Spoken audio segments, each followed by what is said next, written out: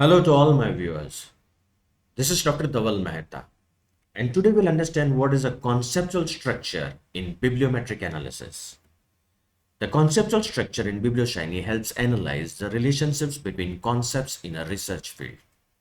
It shows how different topics are connected and helps in understanding the main themes and knowledge structure of the field. Why is it important? It identifies core and emerging research areas. It helps researchers find gaps in existing literature. It guides future research directions. So how we can do this? Let's see in our studio. So I'll request all my viewers to kindly refer my playlist in which I already explained how to install the bibliometrics package in R Studio.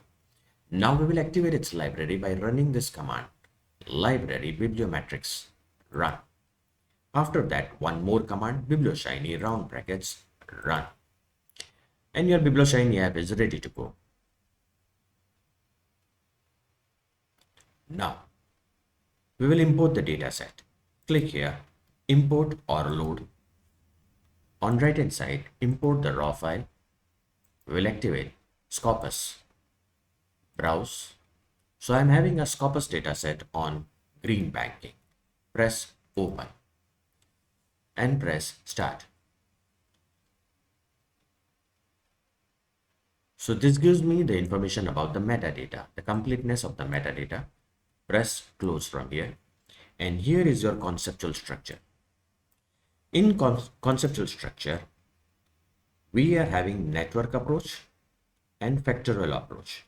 In network approach, co-occurrence network, thematic map, thematic evaluation, and factorial approach, factorial analysis. We start with the co-occurrence network. A co-occurrence network is a visualization that shows how frequently and strongly different keywords, authors, or terms appear together in a set of academic publications. It helps in understanding the relationships between research topics and identifying major themes in a field. Key components, that is, on what basis the co-occurrence network is generated. First, nodes. It represents keywords, authors, or terms. Edges or links. It represents the co-occurrence relationships between nodes. Node size. It indicates the frequency of occurrence. Larger nodes means more frequent terms. Edge thickness. It represents the strength of the co-occurrence.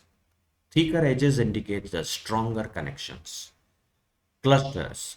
Groups of closely related terms or authors indicating the thematic areas. So click on the co-occurrence network. Press the play button. So you can see the terms banking, that is the co-occurrence of the terms. Now go in the options. We can generate co-occurrence networks on the basis of authors' keywords, titles, abstracts, subject categories. So activate the author's keywords and press the play button. Now again go in titles and it gives me the options of unigrams. Press the play button. That is a co-occurrence of single word. We want the co-occurrence of two words and their cluster. So go here and activate the bigrams. So it will generate two words together. So green banking, see everywhere you will see two words. So this is one cluster and this is another cluster. Again go here and activate trigrams. Three words together and their cluster. So it's not giving any output, no need to worry. Again go in bigrams and press the play button. Next is a density table. So the corporate social, it falls in which cluster? We are having betweenness, closeness. Next is a degree plot. Just hover your mouse on one of the node. Green banking, degree 1. So cumulative degree, so on x-axis we are having nodes. On y-axis we are having cumulative degree. So green banking. then banking sector. Now, what this degree plot is, let's try to understand. Steep initial slope. There is a left side of the plot. A few nodes, which can be the keywords, authors, sources, have a very high connectivity. So this one. These are the most influential elements in the network. Example, a few keywords dominate the research trends. Gradual slope, middle section, this one, indicates moderately connected nodes. This contributes significantly but are not the most dominant. Flattening at the right side, this one. Many nodes have a low connectivity, appear infrequently. These are less central to the network. What it means? A highly skewed plot, sharp rise then flattening suggests a few dominant elements driving the research. A gradual increase suggests a more evenly distributed research field with multiple contributors. It helps in identifying key themes, influential authors, or major sources in bibliometric research. Let's see in our case. So in green banking, banking sector, green finance. Again, I'll go here and this time I will change this to keywords plus and press this play button. And what is the node which is of the highest importance? Banking, China, okay, sustainable development, and environmental economics and financial system. So this is the way we interpret. Next is a thematic map. A thematic map in Biblioshiny is a visualization tool used in bibliometric analysis to classify research themes based on two key metrics. X-axis, that is a centrality. It measures the importance of a theme within the research field, that is its connections with the other themes. Density, it measures the development of a theme, indicating its internal strength, how well developed and cohesive the theme is. So let us go in Biblioshiny, click on thematic map, press the play button. So we get four themes: basic, motor, niche, and emerging or declining themes. On x-axis, we are having centrality, that is a relevance degree. On y-axis, we are having density, that is a development degree. Now, how to do the interpretation of this? Let's see. This is a output which we have considered. We start with, see, this is basic, motor, niche, and emerging or declining. Same way, basic, motor, niche, and emerging or declining themes. We start with emerging or declining themes. Lower left quadrant, low centrality, low density. See, I've kept these themes just like the plot which is generated in the same way. Okay. Characteristics: weakly developed and not well connected to the main research field. Could be the emerging trends or outdated topics. Examples: neural networks in early AI studies, declining, or green AI in sustainability research, emerging. Implications: these themes need further investigations to determine if they will grow or fade away, right? So let's check in our case which are the emerging or declining themes. So monetary policy, decision making, total factor productivity, right? Next is a niche themes. Niche themes. Upper left quadrant, low centrality, high density. Well developed but isolated from the main research field. These are specialized or interdisciplinary topics with the limited influence. Examples: blockchain in academic publishing or quantum computing in finance. Implications: these themes are self-contained research areas that may not impact mainstream studies but are valuable for specific fields. Let's see what are the niche themes in our case. So we are having one, that is the banking industry. Let us change this to authors keywords and just check what are the niche themes in Yeah, so here we are having many. Okay, so these are all niche themes.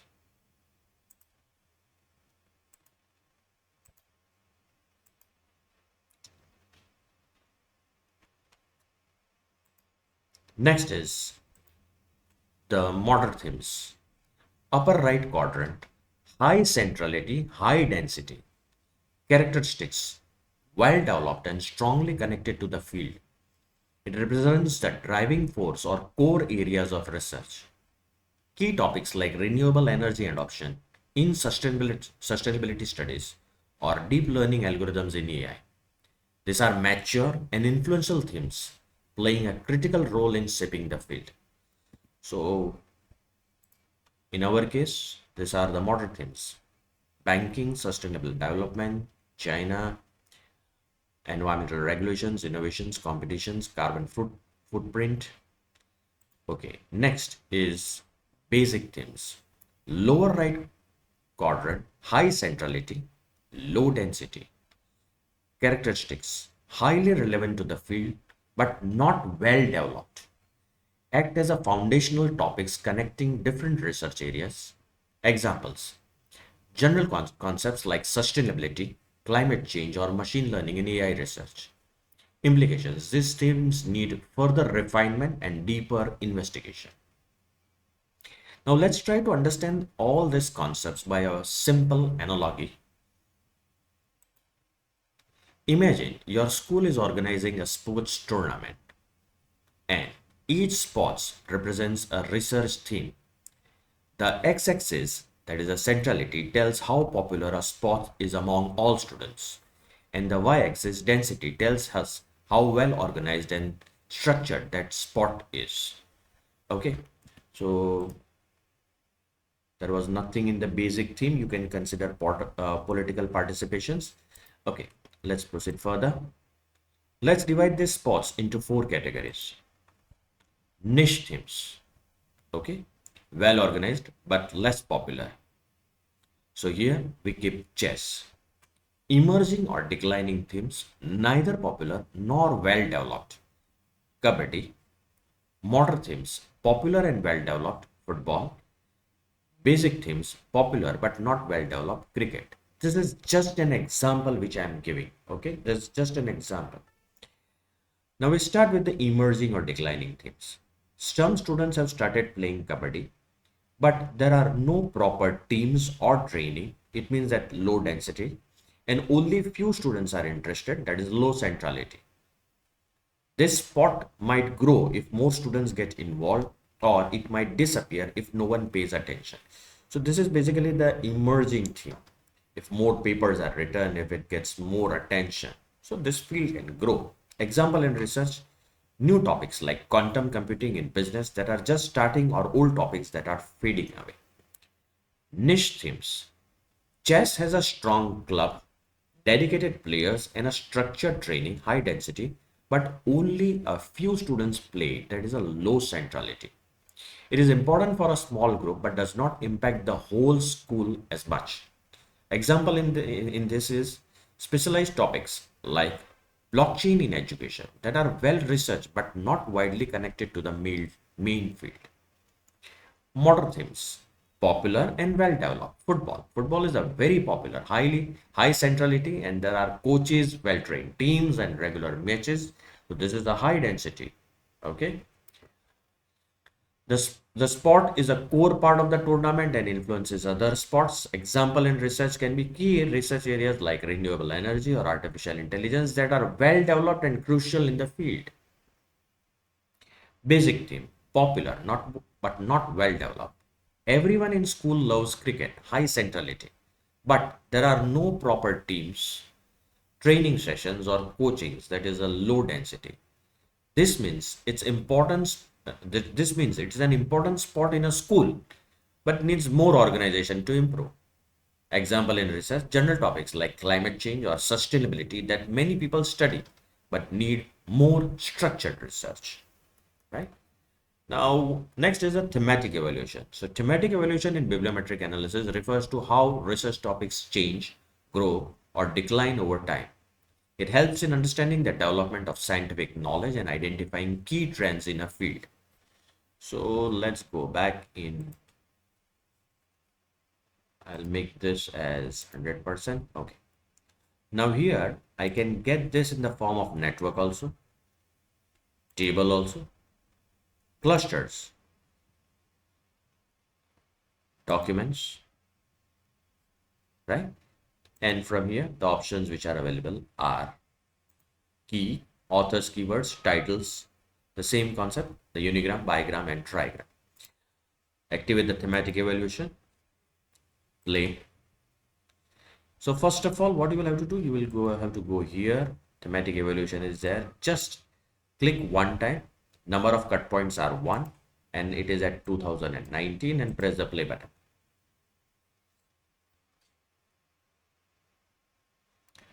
So just see the thematic evaluation. Banking, now climate change, right? Climate change, commercial banks is now, that is the commercial banks. Finance is a thematic evaluation.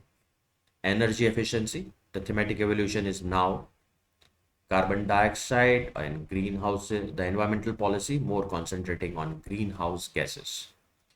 Can I introduce more time slice? Yes, I can do it. So click here, make number of cut points 2. So one is at 2017, another is at 2021. I can change here also, right? And press this play button.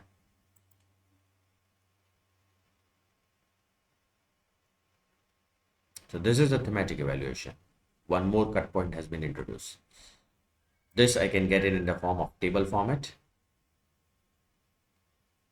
Time slice 1. It's thematic evaluation. Time slice 2. Okay. Time slice 3. So you can present this in your paper to explain how the themes have evolved over the time. Next is the factorial analysis. Factorial analysis in Biblioshiny is used to identify the main research dimensions in a data set by analyzing word co-occurrences and clustering them into meaningful groups. It helps in understanding the structure of a research field by reducing complex relationships between keywords or concepts into a simpler form. So go here, activate factorial analysis, press this play button, and you'll get the word map. So you can see the terms occurring together. From here, the method of the factorial analysis can be changed. We can activate this as a correspondence analysis. And from here, options available are keywords plus, authors keywords, and titles. Press the play button. Now I can get the topic dendrogram from here. Words by cluster. So banking is in cluster 1, right? So this way we can do it. Articles by cluster. Which article falls in which cluster?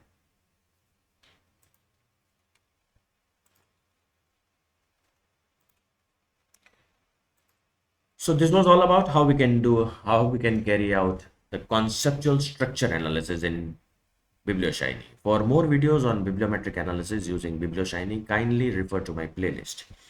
You can also refer my playlist in which I uploaded many videos on data science, machine learning, and artificial intelligence. Please don't forget to like and share my videos. You can also join me on different social media as a link given in the description box.